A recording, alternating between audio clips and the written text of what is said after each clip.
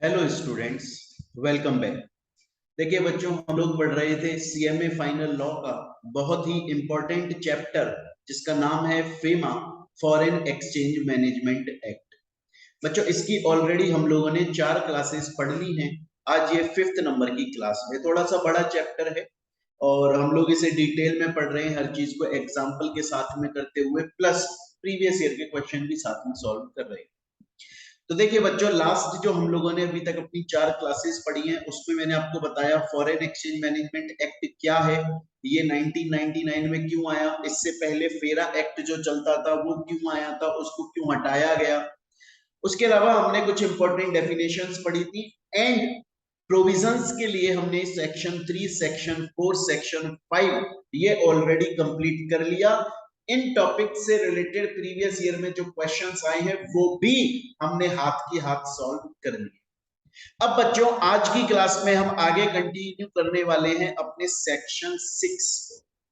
पर बच्चों, आज की क्लास स्टार्ट करने से पहले मैं आप लोगों को एक बात बताना चाहूंगा, और वो ये है स्टूडेंट्स की। देखिए, अगर मैं नॉर्मली प्रैक्टिकली बात करूं तो ये जो सेक्शन 6 है ना बच्चों, ये बहुत ही इंपॉर्टेंट सेक्शन है। इस फेमा एक्ट का, फॉरेन एक्सचेंज मैनेजमेंट एक्ट का one of the most important section होता है ये सेक्शन 6। और ये बहुत लंबा होता है, इसको बहुत डिटेल में पढ़ा जाता है। पर बच्चों, CMA final law, CMA final के अंदर ये जो सेक्शन 6 है ना, आपके स्टडी मॉड्यूल में जो सीएमए इंस्टीट्यूट ने, जो सीएमए चैप्टर ने आपका लॉ का मॉड्यूल दिया है, उसमें ये सेक्शन 6 बहुत छोटा सा दिया हुआ है। अब क्योंकि देखिए, आपके इंस्टीट्यूट ने अपनी ऑफिशियल बुक में जितना ये टॉपिक दिया हुआ है हम उतना ही पढ़ेंगे। हाँ, अगर आप सीएस कंपनी सेक्रेटरी कोर्स कर रहे होते बच्चे, या आप चार्टेड अकाउंटेंट सीए का कोर्स कर रहे होते, तो ये सेक्शन अकेला कम से कम 2 क्लासेस ले जाता। ये इतना इंपॉर्टेंट और इतना इंटरेस्टिंग और बहुत लंबा सेक्शन है ये। लेकिन आपके सीएमए फाइनल लॉ के अंदर ये बहुत ही अजीबो तरीके से दिया हुआ है। ये सेक्शन बहुत ही शॉर्ट में दिया हुआ है और इसमें कुछ ज्यादा समझाने को नहीं दिया हुआ। तो बच्चे, सीएमए फाइनल वाले स्टूडेंट्स के लिए आज की क्लास थोड़ी सी इंटरेस्टिंग नहीं होगी, नहीं होगी, क्योंकि इसमें समझाने के लिए कुछ है ही नहीं। क्योंकि जो मेन चीज समझाने लायक थी वो तो आपके इंस्टीट्यूट ने दी ही नहीं, उड़ा दिया वो तो चलिए, आपके कोर्स में जितना दिया हुआ है ये सेक्शन हम उतना पढ़ने वाले हैं। तो चलिए बच्चों, अब हम आगे कंटिन्यू करते हैं, स्टार्ट करते हैं। देखिए, सेक्शन 6 बात करता है बच्चे कैपिटल अकाउंट ट्रांजैक्शन के बारे में। इसकी डेफिनेशन मैं आप लोगों को ऑलरेडी पढ़ा चुका हूं क्लास 3rd, तीसरी क्लास के अंदर। अब देखिए, जिस तरह से हमने सेक्शन 5 के अंदर करंट अकाउंट ट्रांजैक्शन के प्रोविजंस पढ़े थे लास्ट क्लास में, आज सेक्शन 6 के अंदर हमें कैपिटल अकाउंट ट्रांजैक्शंस के प्रोविजंस पढ़ने हैं। और फर्स्ट पॉइंट यही बोलता है सेक्शन 6 का, जो सेम बात सेक्शन 5 में बोल रहा है। अगर कोई भी इंडिया का पर्सन, अगर इंडिया का पर्सन, चाहे से वो इंडिविजुअल नेचुरल पर्सन है आपकी मेरी तरह, या कोई बॉडी कॉर्पोरेट आर्टिफिशियल पर्सन है, अगर इंडिया का कोई भी पर्सन फॉरेन एक्सचेंज के अंदर कैपिटल अकाउंट ट्रांजैक्शन करना चाहता है, अगर इंडिया का कोई भी पर्सन कैपिटल अकाउंट ट्रांजैक्शन करना चाहता है तो कर सकता है, सेक्शन 6 के प्रोविजंस को फॉलो कर। तो अगर 1 मार्क के अंदर एमसीक्यू के अंदर क्वेश्चन आता है कि इंडिया का पर्सन कैपिटल अकाउंट ट्रांजैक्शन करना चाहता है, फॉरेन एक्सचेंज के अंदर करना चाहता है, तो कौन से सेक्शन की टर्म्स कंडीशन फुलफिल करके उसे वो कैपिटल अकाउंट ट्रांजैक्शन करना है, सेक्शन 6 की। अब बच्चों, एक बात के लिए सोचिएगा, अभी सिर्फ सोचिएगा जो मैं आपसे बोलने वाला हूं। सपोज कीजिए कि आरबीआई ने या सेंट्रल गवर्नमेंट ने कुछ ट्रांजैक्शन स्पेसिफाई कर दिए। सपोज कीजिए, हम उन्हें डिटेल में पढ़ने वाले हैं, पर अभी के लिए सपोज कीजिए कि आरबीआई ने या सेंट्रल गवर्नमेंट ने कुछ सेक्शंस, कुछ ट्रांजैक्शन स्पेसिफाई कर दिए और बोल दिया कि ये ट्रांजैक्शन कैपिटल अकाउंट ट्रांजैक्शन है, सेक्शन 6 के प्रोविजन को फॉलो करके आप कर सकते हो। सपोज करो आरबीआई और सेंट्रल गवर्नमेंट ने ऐसा बोल दिया। मेरा क्वेश्चन आपसे ये है कि आज सेंट्रल गवर्नमेंट ने या आरबीआई ने बोल दिया ये वाला ट्रांजैक्शन कैपिटल अकाउंट ट्रांजैक्शन है, आप सेक्शन 6 के प्रोविजन को फॉलो करके इसको कर सकते हो। क्या आरबीआई और सेंट्रल गवर्नमेंट के पास में इतनी पावर है कल को फ्यूचर में वो कोई रेस्ट्रिक्शन लगा सकती है, वो कोई लिमिट लगा सकती है? कल को अगर आरबीआई को ऐसा लगे, सेंट्रल गवर्नमेंट को ऐसा लगे कि यार हमारे इंडिया का जो आदमी है वो देखो इतने सारे कैपिटल अकाउंट ट्रांजैक्शन कर रहा है, इनमें से ये वाला जो कैपिटल अकाउंट ट्रांजैक्शन है इसको रेस्ट्रिक्ट कर देते हैं, इस पे कोई कंडीशन लगा देते हैं। अगर इंडिया का कोई भी बंदा इस वाले पर्टिकुलर कैपिटल अकाउंट ट्रांजैक्शन को फॉरेन एक्सचेंज में करना चाहेगा तो उसको ये कंडीशन पहले फुलफिल करनी पड़ेगी। आज नहीं है, भले ही से वो कंडीशन आज नहीं है, क्या कल को आरबीआई या सेंट्रल गवर्नमेंट वो कंडीशन लगा सकती है? जी बिल्कुल लगा सकती है। तो बच्चों अभी तक मैंने आप लोगों को 2 पॉइंट पढ़ाए, ध्यान से देखिए।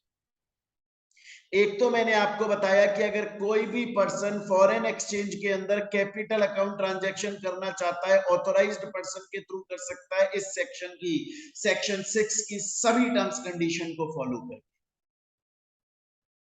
बच्चों दूसरा फिर मैं आपको बता रहा हूं कि रिजर्व बैंक आरबीआई जो है वो सेंट्रल गवर्नमेंट से कंसल्ट करके कल को रेस्ट्रिक्शन इंपोज कर सकता है या अलग से परमिशन दे सकता है, मतलब टर्म्स कंडीशन चेंज कर सकता है या फिर कोई लिमिट भी अप्लाई कर सकता है। स्टूडेंट बोलता है सर मेरे को आपकी यहां तक की बात समझ में आ गई, लेकिन अब एक क्वेश्चन आ गया सर मुझे।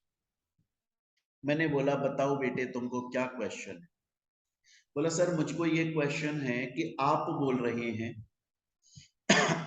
कि आरबीआई कल को फ्यूचर में किसी पर्टिकुलर कैपिटल अकाउंट ट्रांजैक्शन के लिए कोई नई टर्म्स कंडीशन ला सकता है। कल को आरबीआई सेंट्रल गवर्नमेंट से कंसल्ट करके ये बोल सकता है कि ये वाला कैपिटल अकाउंट ट्रांजैक्शन अगर आपको करना है तो उसके लिए इतनी लिमिट है या ये परमिशन लेनी पड़ेगी, फलानी अथॉरिटी से पूछना पड़ेगा। ऐसा कल को आरबीआई कोई नया प्रोविजन ला सकता है, पावर है। पर सर एक क्वेश्चन है मेरा, और सर वो क्वेश्चन ये है कि सपोज कीजिए कि मोहित बंसल सर ने यूएसए से लोन लिया हुआ है और आज मोहित, अब यूएसए से लोन लिया तो कौन सी करेंसी में लिया? डॉलर्स में लिया। आज मोहित बंसल सर उस लोन को रीपे कर रहे हैं या रीपे करना चाहते हैं। क्या आरबीआई या सेंट्रल गवर्नमेंट, अगर मोहित बंसल सर आज उन्होंने जो फॉरेन से लोन लिया था उसको रीपे करना चाहते हैं, ऑब्वियस बात है डॉलर्स में रीपे करूंगा मैं, क्या कोई नया टर्म कंडीशन आरबीआई अप्लाई कर सकता है? अभी अभी हमने पढ़ा कि आरबीआई और सेंट्रल गवर्नमेंट के पास पावर है वो फ्यूचर में किसी भी कैपिटल अकाउंट ट्रांजैक्शन के लिए कोई नई टर्म कंडीशन ला सकता है। लेकिन दो एक्सेप्शन है जहां फ्यूचर में आरबीआई भी सेंट्रल गवर्नमेंट भी उनके पास भी पावर नहीं है कि वो रेस्ट्रिक्शन लगा दे या कोई प्रोविजन लगा दे। कौन सी दो बातों पर नहीं, कौन से दो ट्रांजैक्शन पे नहीं लगा सकते? पहला, अगर इंडिया का पर्सन जिसने फॉरेन से लोन लिया हुआ है और अब वो उसको रीपे करना चाहता है तो कोई रेस्ट्रिक्शन नहीं लगाई जा सकती। अरे ये बात समझ में। दूसरा, सपोज कीजिए टाटा कंपनी है और टाटा कंपनी का ऑर्डिनरी बिजनेस, मतलब उसका जो एक्चुअल बिजनेस है, जो काम है उसका, वो है टाटा प्ले वाली, वो है टाटा प्ले की जो पहले टाटा स्काई था ना, टीवियों की छतरियां बनती थी, वो मैन्युफैक्चर करना, ठीक है। और सेटअप बॉक्स मैन्युफैक्चर करना, ये उसका ऑर्डिनरी काम है, ये वो एक्चुअल काम है टाटा का, मान लो। और अब टाटा जो है वो क्या करना चाहती है, इन्वेस्टमेंट करना चाहती है फॉरेन में। सपोज कीजिए कि आज एग्जांपल के तौर पे सपोज कीजिएगा टाटा ने यूएसए में अपना इन्वेस्टमेंट किया और एक नई ब्रांच ओपन कर दी, और वो ब्रांच में काम क्या होता है, ऑर्डर वही काम होता है जो उसका एक्चुअल ऑर्डिनरी बिजनेस है। कोई नए काम के लिए ब्रांच नहीं खोली है। यहाँ पर भी वो पहले टाटा प्ले वाली जो सेटअप बॉक्स था वो बना रही थी, है ना, सेटअप बॉक्स बना रही थी, और वहां अमेरिका में जाकर भी वो सेटअप बॉक्स बना रहा है। तो इन्वेस्टमेंट कर रहा है जिसके ऊपर अब डेप्रिसिएशन लगेगा। क्या इस पर रेस्ट्रिक्शन लगा सकता है आरबीआई? इस पर नहीं लगा सकता। तो याद रखिएगा बच्चों कि अगर कोई भी, दोबारा सुन ले, बहुत आराम से सुन ले, कोई भी इंडिया का कोई भी पर्सन अगर फॉरेन एक्सचेंज में कैपिटल अकाउंट ट्रांजैक्शन में डील करना चाहता है, कर सकता है, ऑथराइज्ड पर्सन के थ्रू कर सकता है, लेकिन सेक्शन 6 की कंडीशन को फॉलो करके। आरबीआई और सेंट्रल गवर्नमेंट के पास पावर है, वो फ्यूचर में कल को टर्म्स कंडीशन में चेंज ला सकती है, नई परमिशन या नई लिमिट स्पेसिफाई कर सकती है, बट दो केसेस में नहीं कर सकती। पहला, जहां पर इंडिया के बंदे ने फॉरेन से लोन लिया हुआ है और उसको रीपे करने चाहता है। दूसरा, कि इंडिया की कोई कंपनी है जिसने जो अपना ऑर्डिनरी कोर्स ऑफ बिजनेस है, जो उसका एक्चुअल धंधा है, उसी चीज को वो फॉरेन में जाकर इन्वेस्टमेंट कर रही है, डेप्रिसिएशन लगवा रही है, उस पर भी कोई रेस्ट्रिक्शन नहीं लग सकती। स्टूडेंट बोलता है सर यहाँ तक आपने मुझे 2 पॉइंट पढ़ाए, दोनों की दोनों पॉइंट मुझे बहुत अच्छे से समझ में आ गए हैं, यहाँ तक क्लियर हो चुका है सर, आगे चलते हैं।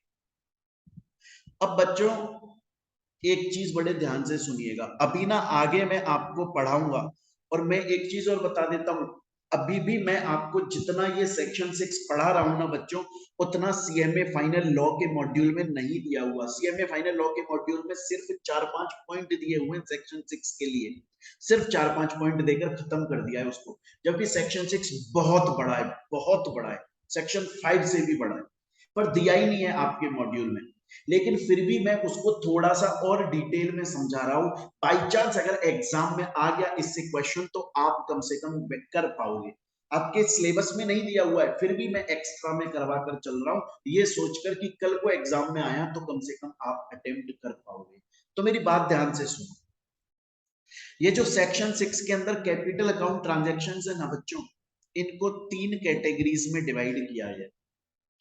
देखिए, कुछ ऐसे कैपिटल अकाउंट ट्रांजैक्शंस हैं जो कि ऑलरेडी परमिशेबल है। इंडिया का कोई भी बंदा फॉरेन में जाकर उन कैपिटल अकाउंट ट्रांजैक्शन को कर सकता है, फॉरेन का कोई भी बंदा इंडिया में आकर उन कैपिटल अकाउंट ट्रांजैक्शन को कर सकता है। कुछ ऐसे कैपिटल अकाउंट ट्रांजैक्शंस हैं, उसके बारे में भी मैं आपको पढ़ाऊंगा, उसके बारे में भी यहाँ पर मैं आपको बताऊंगा, ये लिख दिए है मैंने यहाँ पर।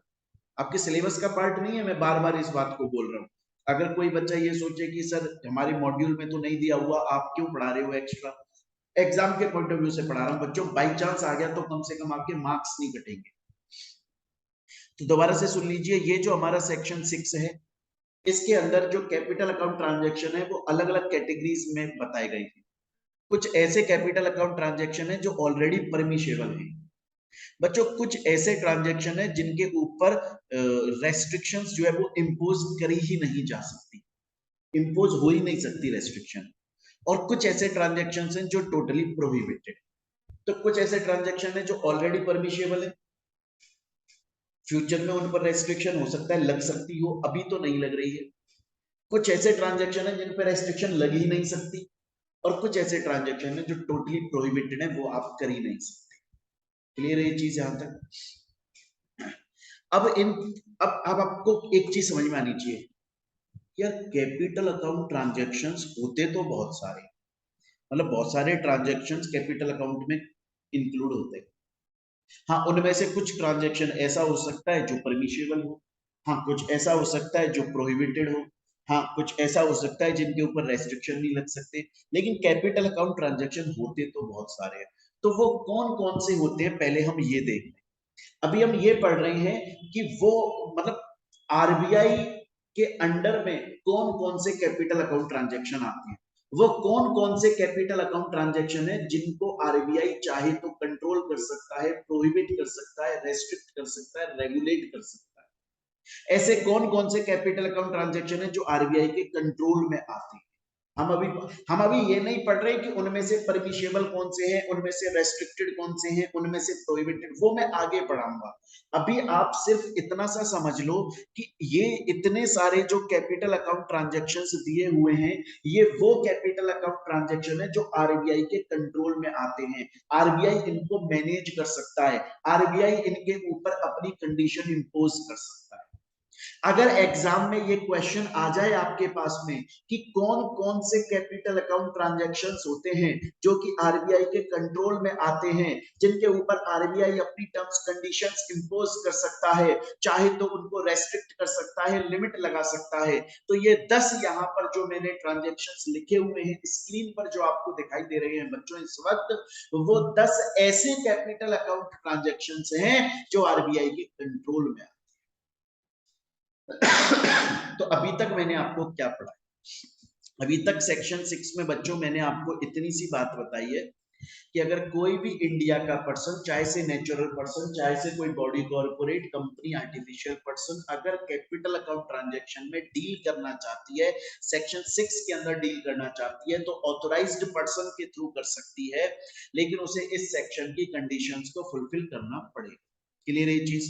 उसके अलावा बच्चों दूसरी बात ये आ जाती है कि ये जो ट्रांजैक्शंस हैं उन पर जो अभी प्रेजेंट टर्म्स कंडीशन है उनको आरबीआई चाहे तो चेंज कर सकता है, उनको परमिशेबल कर सकता है, उन पे रेस्ट्रिक्शन लगा सकता है, उन पे लिमिट लगा सकता है, लेकिन दो ऐसे ट्रांजैक्शन है जिन पर नहीं लगा सकता। पहला, अगर इंडिया के पर्सन ने फॉरेन से लोन लिया है उसको रीपे करना चाहता है, या फिर अगर इंडिया की कंपनी जिसका जो ऑर्डिनरी कोर्स ऑफ बिजनेस है, जो एक्चुअल बिजनेस है, उसी को ही वो फॉरेन में इन्वेस्ट कर रही है, उस पर डेप्रिसिएशन लग रहा है, इन पर आरबीआई रेस्ट्रिक्शन नहीं लगा सकता। उसके अलावा मैंने आपको बताया कि बहुत सारे कैपिटल अकाउंट ट्रांजैक्शंस में से वो कौन से कैपिटल अकाउंट ट्रांजैक्शन है जो आरबीआई के कंट्रोल में आते हैं, आरबीआई चाहे तो उनके ऊपर अपनी टर्म्स कंडीशंस, शर्तें, नियम कानून तय कर सकती है, उनको रेस्ट्रिक्ट कर सकती है, उनको रेगुलेट कर सकती है, उनको प्रोहिबिट कर सकती है। वो कौन कौन से कैपिटल अकाउंट ट्रांजैक्शन है? वो ये 10 कैपिटल अकाउंट ट्रांजैक्शंस। और ये 10 के 10 कैपिटल अकाउंट ट्रांजैक्शंस जो है बच्चों, वो सिर्फ रेजिडेंट इन इंडिया के ऊपर ही एप्लीकेबल नहीं होते। मतलब जो इंडिया का रेजिडेंट है उस पे तो एप्लीकेबल होते ही होते हैं, जो रेजिडेंट आउटसाइड इंडिया है उसके ऊपर भी एप्लीकेबल होते हैं। और ये 10 ट्रांजैक्शन बहुत इजी हैं, ये हमने ऑलरेडी पढ़े भी हुए हैं। देखिए मैं जल्दी से पढ़ा रहा हूँ क्योंकि फिर बोल रहा हूँ बच्चों, सेक्शन 6 आपके कोर्स में बहुत कम दिया हुआ है, इसलिए इसको कहानी या एग्जाम्पल जैसे हम समझते हैं वैसा नहीं बनाया जा सकता, ये आपको लर्न करना पड़ेगा। देखिए, ट्रांसफर और issue of any foreign security by person resident in India, India का कोई भी आदमी जो है वो इशू करना चाहता है, ट्रांसफर करना चाहता है फॉरेन सिक्योरिटी को, या बाहर का बंदा इंडिया में करना चाहता है, या फिर इंडिया का कोई बंदा बाहर जाकर कोई branch branch office agency open करना चाहता है, या बाहर का बंदा इंडिया में करना चाहता है। क्लियर है? हम फॉरेन में जाकर लोन लेना चाहते हैं, या फॉरेन वाले हमारे यहाँ पर आकर लोन लेना चाहते हैं, या फिर हम आपस में फॉरेन करेंसी में डिपॉजिट्स करना चाहते हैं, या इंपोर्ट एक्सपोर्ट करना। बेसिकली बात यह है, इंडिया का बंदा फॉरेन करेंसी को होल्ड कर रहा है, या फॉरेन का बंदा हमारी करेंसी को होल्ड कर रहा है, या हम वहां पर जाकर प्रॉपर्टी परचेज कर रहे हैं, या वहां का बंदा यहाँ पर आकर प्रॉपर्टी परचेज कर रहा है, या हम और आपस में वो कोई करेंसीज के अंदर ट्रांजैक्शन कर रहे हैं, या डिपॉजिट्स ले रहे हैं, या हम लोन दे रहे हैं, या हम लोन ले रहे हैं। हर केस में कैपिटल अकाउंट ट्रांजैक्शन है, लॉन्ग टर्म के लिए ट्रांजैक्शन है। और इसके अंदर क्या हो जाएगा, इसके अंदर बच्चों ये वो कैपिटल अकाउंट ट्रांजैक्शन है जो आरबीआई के कंट्रोल में कर को आरबीआई इनके ऊपर कोई नया प्रोविजन लगा सकती है। इसके अलावा देखो ये लिखा भी हुआ है, transfer of immovable property outside India. मतलब आप आपकी जो इमूवेबल प्रॉपर्टी है उसे इंडिया से बाहर ट्रांसफर कर रहे हो, लेकिन कितने टाइम के लिए? 5 साल के लिए। अगर 5 साल से ज्यादा के लिए आपने अपनी प्रॉपर्टी ट्रांसफर कर दी है, या लीज पर दे दी है, रेंट वेंट पर दे दी है, तो फिर बच्चे उस केस में आरबीआई का कंट्रोल नहीं आता है। अगर 5 साल तक के लिए दे रहे हो तो आरबीआई का कंट्रोल आता है। सेम चीज बाहर का कोई बंदा इंडिया में आकर 5 साल तक के लिए अगर उसे ले रहा है तो आरबीआई का कंट्रोल आता है। 5 साल से ऊपर के लिए अगर प्रॉपर्टी होल्ड कर रहा है बाहर का बंदा इंडिया में, तो आरबीआई के कंट्रोल में नहीं आता। तो बच्चों ये वो प्रोविजंस हैं जिनके ऊपर आरबीआई कल को कोई टर्म कंडीशन बना सकता है, और ये आपको लर्न करनी पड़ेगी बच्चों ये, क्योंकि हम समझ इसको बहुत बार चुके हैं ऑलरेडी। इस चैप्टर की 4 क्लास पढ़ चुके हैं, उनमें हम बहुत बार इन चीजों को देख चुके हैं। तो यहां तक हमने समझा कैपिटल अकाउंट ट्रांजैक्शन के बारे में। इसके आगे बच्चों मैंने आपको बताया था कैपिटल अकाउंट ट्रांजैक्शन 3 पार्ट्स में डिवाइडेड है। कुछ वो है जो परमिशेबल है, कुछ वो है जिन पर रेस्ट्रिक्शन नहीं लग सकती, कुछ वो है जो टोटली प्रोहिबिटेड। अब अगर हम बात करें पहले कि जो परमिशेबल है वो शेड्यूल 1 और शेड्यूल 2 के अंदर दिए हुए हैं। वो ट्रांजैक्शन जो कैपिटल अकाउंट ट्रांजैक्शन है और परमिशेबल है। तो शेड्यूल 1 में तो पर्सन रेजिडेंट इन इंडिया के लिए दिए हुए हैं, शेड्यूल 2 में पर्सन रेजिडेंट आउटसाइड इंडिया के लिए दिए हुए हैं। बच्चों ये सीएमए फाइनल, फिर बोल रहा हूँ, सीएमए फाइनल लॉ के कोर्स का पार्ट नहीं है। सीएमए फाइनल लॉ के कोर्स का पार्ट तो बहुत छोटा सा है, बट फिर भी मैंने एक्स्ट्रा आपको ये ट्रांजैक्शन दे दिए हैं, ये आपको खुद को पढ़ने हैं, लर्न करने हैं, क्योंकि आपके कोर्स का पार्ट नहीं है, फिर भी मैंने इसलिए दिए हैं जिससे आपके एग्जाम में आए तो आप इजिली उनको कैचअप कर सकते हैं। क्लियर है? इसके अलावा नेक्स्ट अदर इंपॉर्टेंट पॉइंट्स की बात करें तो बड़ी सिंपल सी बात है बच्चों कि अगर कोई इंडिया का रहने वाला बंदा है तो वो फॉरेन के अंदर फॉरेन सिक्योरिटी होल्ड कर सकता है, फॉरेन प्रॉपर्टी होल्ड कर सकता है।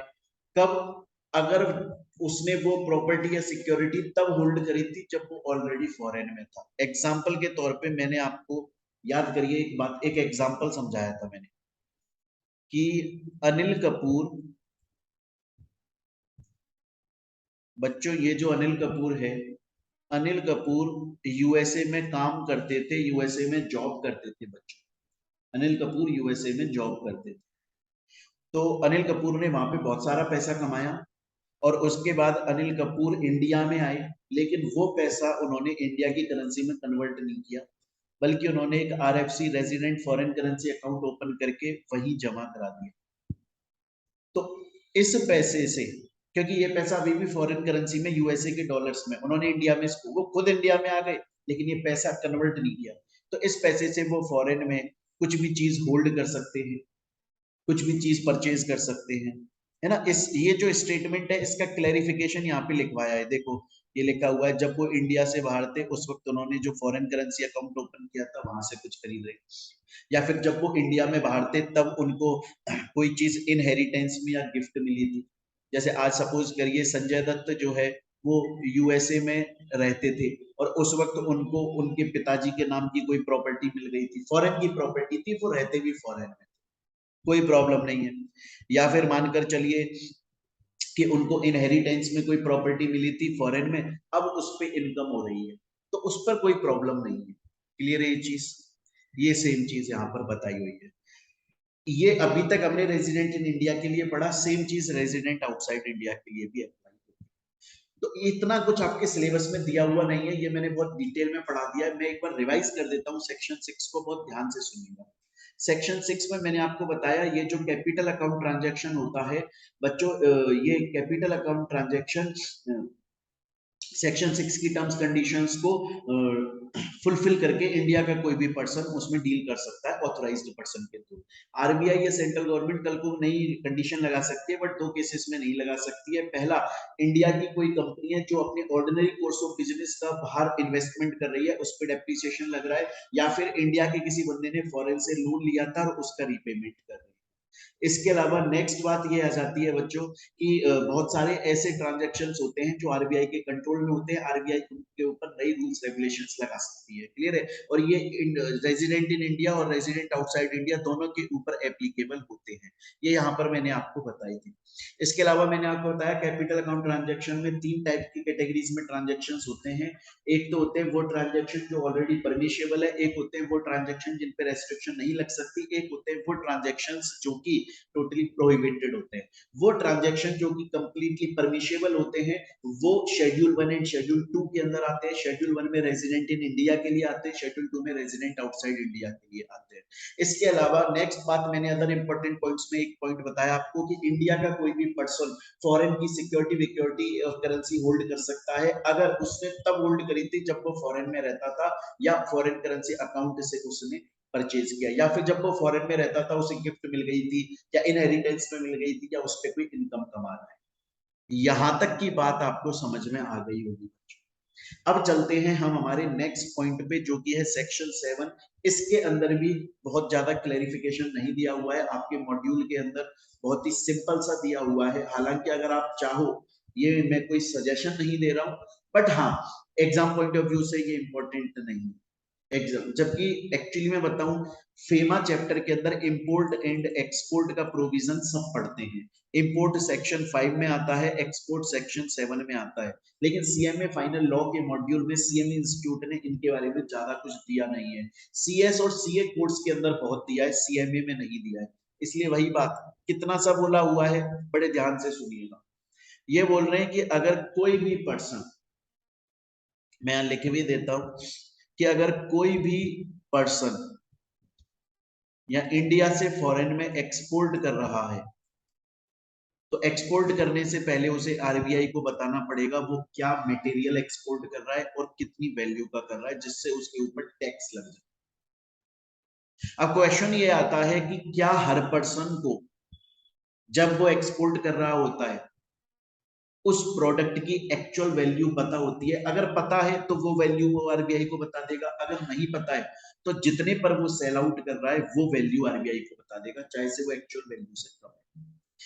ये बात हो गई एक्सपोर्ट ऑफ गुड्स के लिए। सेम उसी तरह से अगर कोई पर्सन अपनी सर्विसेज एक्सपोर्ट कर रहा है, उसको भी एक्सपोर्ट करने से पहले आरबीआई को ये इंफॉर्मेशन देनी पड़ेगी। इतनी सी बात इस सेक्शन में लिखी है और कुछ नहीं लिखा है। मैं दोबारा से बोल देता हूं, अगर कोई भी पर्सन इंडिया से बाहर गुड्स को एक्सपोर्ट कर रहा है या अपनी सर्विसेज एक्सपोर्ट कर रहा है, तो फेमा एक्ट के सेक्शन 7 के प्रोविजंस के हिसाब से उसे एक्सपोर्ट करने से पहले आरबीआई को इंटीमेशन देना होगा कि मैं फलाने गुड्स या सर्विसेज एक्सपोर्ट कर रहा हूं और इनकी ये वैल्यू।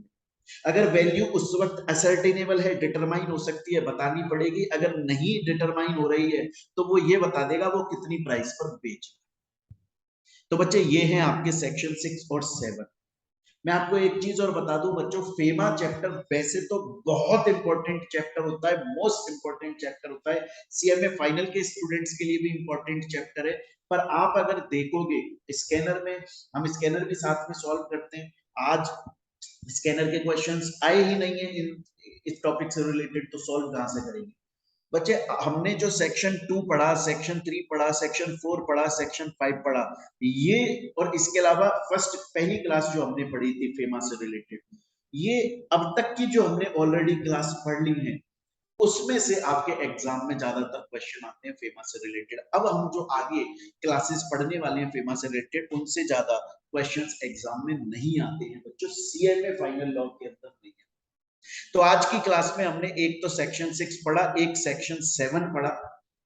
तो बच्चों यहां तक आप लोग इसको रिवाइज कीजिएगा, ठीक है ना? और बुक्स मेरी ऑलरेडी आपके पास में पहुंच चुकी हैं। जिन बच्चों ने क्लासेस परचेज की हुई हैं उनके पास में ऑलरेडी बुक्स हमारी पहुंच चुकी हैं। अच्छा, अगर ये लेक्चर मैंने सोशल मीडिया प्लेटफॉर्म पर अपलोड कर दिया है, यूट्यूब पर या इंस्टाग्राम टेलीग्राम पर, आप वहीं पर देख रहे हैं और आप अगर हमारी क्लासेस परचेज करना चाहते हैं, तो बच्चों मैं आपको बता दूं, आप हमारी क्लासेस हमारे ऐप के थ्रू भी परचेज कर सकते हैं।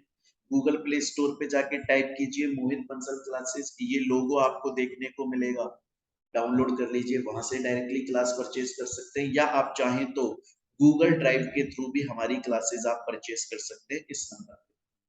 बच्चों हमारी बहुत ही नॉमिनल फीस होती है, उसमें आपको क्लासेस भी मिलती हैं, प्लस आपको हार्ड कॉपी नोट्स मिलते हैं, होम डिलीवरी होती है, सॉफ्ट कॉपी भी मिलते हैं, हार्ड कॉपी भी मिलती है, प्लस एमसीक्यू, हर चैप्टर का आपको इंपॉर्टेंट चैप्टर के एमसीक्यू नोट्स और क्लासेस भी मिलती है, प्लस स्कैनर तो क्लास में सॉल्व करवाया जाता है, वो आपने इतनी क्लासेस पढ़ी हुई हैं तो वो देखा हुआ होगा।